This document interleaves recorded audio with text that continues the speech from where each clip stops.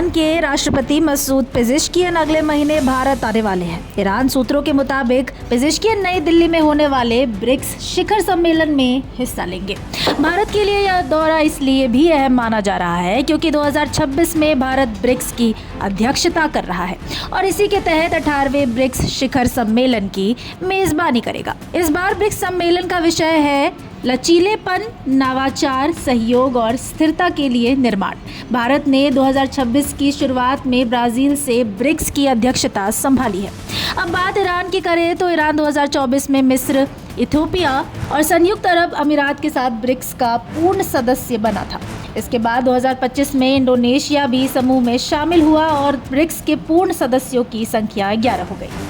Pezeshkian का भारत दौरा इसलिए भी महत्वपूर्ण है क्योंकि भारत और ईरान के बीच क्षेत्रीय और द्विपक्षीय मुद्दों पर लगातार बातचीत होती रही है।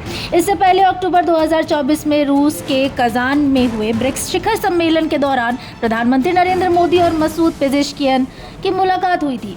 दोनों नेताओं के बीच द्विपक्षीय और क्षेत्रीय मुद्दों पर चर्चा हुई थी। ईरान की तरफ से भारत के साथ संवाद को लेकर हालिया संकेत भी महत्वपूर्ण है।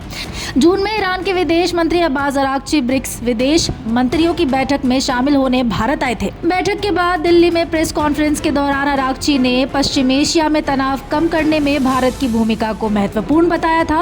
उन्होंने कहा था कि मौजूदा संकट का कोई सैन्य समाधान नहीं है और बातचीत के जरिए समाधान की आगे बढ़ने का व्यवहारिक रास्ता है। अरागची ने भारत की किसी भी रचनात्मक भूमिका का स्वागत करने की भी बात कही थी।